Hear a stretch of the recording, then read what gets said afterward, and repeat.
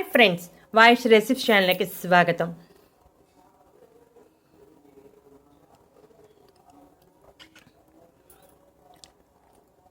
శరీరంలో చెడు కొలెస్ట్రాల్ స్థాయిలు పెరిగితే గుండెకు సంబంధించిన సమస్యలు వస్తాయి.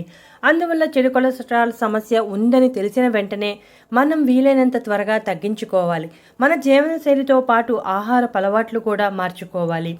కొలెస్ట్రాల్ సమస్య తీవ్రంగా ఉంటే మందులను వాడాలి.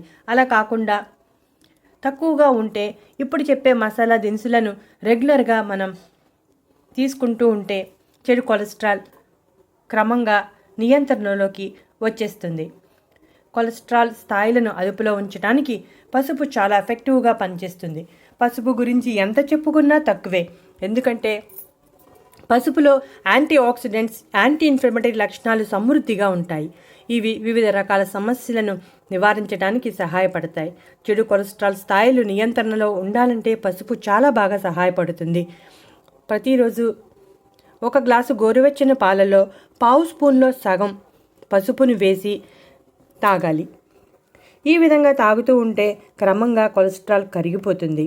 పసుపు మార్కెట్లో దొరికే ప్యాకెట్ పసుపు కన్నా మనం పసుపు కొమ్ములను తెచ్చుకుని మెత్తని పొడిగా ఆడించుకుని మనం వాడితేనే మంచిది.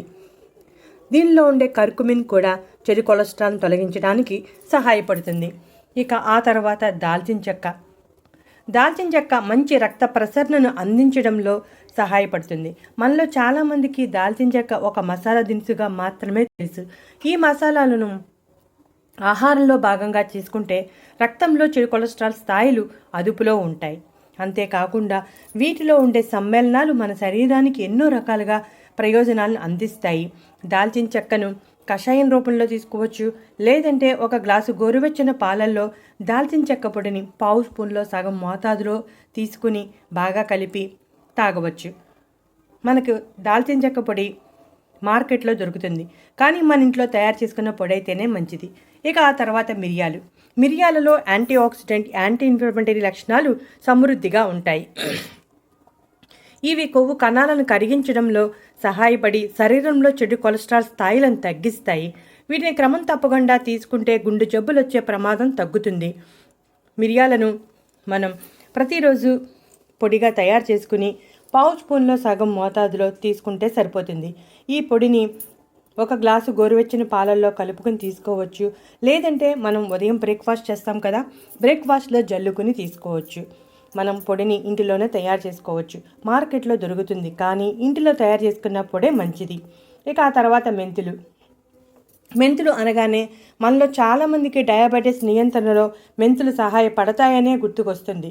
అయితే మెంతులు చెడు కొలెస్ట్రాల్ నియంత్రించడంలో చాలా బాగా సహాయపడతాయి. ముఖ్యంగా డయాబెటీస్ ఉన్నవారిలో కొలెస్ట్రాల్ స్థాయిలు చాలా స్పీడ్గా పెరుగుతూ ఉంటాయి. ఆ స్థాయిలను నియంత్రించడానికి మెంతులు చాలా బాగా సహాయపడతాయి. చిన్న ప్రేగు కాలేయంలోని కొలెస్ట్రాల్ శోషణను తగ్గించి శరీరంలో కొలెస్ట్రాల్ పేరుకుపోకుండా కాపాడుతుంది. ప్రతిరోజు పావు స్పూన్లో సగం మెంతి పొడి లేదా అర స్పూన్ మెంతులను తీసుకోవాలి.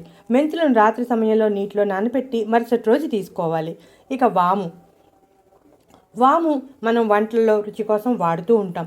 దీనిలో ఎన్నో ఆరోగ్య ప్రయోజనాలు ఉన్నాయి. కొలెస్ట్రాల్ నియంత్రణలో వాము చాలా బాగా సహాయపడుతుంది. ప్రతిరోజు పావు స్పూన్లో సగం మోతాదులో తీసుకుంటూ ఉంటే చెడు కొలెస్ట్రాల్ క్రమంగా కరిగిపోతుంది. వామును నోట్లో వేసుకుని నమిలి ఆ రసాన్ని మింగవచ్చు. లేదంటే నీటిలో వామును నానబెట్టి ఆ నీటిని మరిగించి ఆ నీటిని వడగట్టి తాగవచ్చు. ఏ రకంగా తీసుకున్న వాములో ఉన్న ప్రయోజనాలు మనకు అందుతాయి. వాము, మెంతులు, మిరియాలు, దాల్చిన చెక్క, పసుపు వీటిని ఆహారంలో భాగంగా చేసుకుంటే మన శరీరంలో ఉన్న చెడు కొలెస్ట్రాల్ మొత్తం కరిగిపోతుంది. దాంతో రక్త ప్రసరణ బాగా జరుగుతుంది. అంతేకాకుండా రక్తపోటు నియంత్రణలో ఉంటుంది. రక్తపోటు నియంత్రణలో ఉండటానికి ఇప్పుడు చెప్పిన అన్ని రకాల దినుసులు సహాయపడతాయి. అలాగే చెడు కొలెస్ట్రాల్ ఉన్నప్పుడు అసలు అశ్రద్ధ చేయకుండా తీవ్రంగా ఉంటే ఖచ్చితంగా డాక్టర్ని సంప్రదించి మందులు వాడాలి. అలా మందులు వాడుతూ ఈ చిట్కాలను ఫాలో అయితే చాలా తొందరగా మంచి ఫలితాన్ని పొందవచ్చు. ఈ వీడియో నచ్చితే లైక్ కొట్టండి.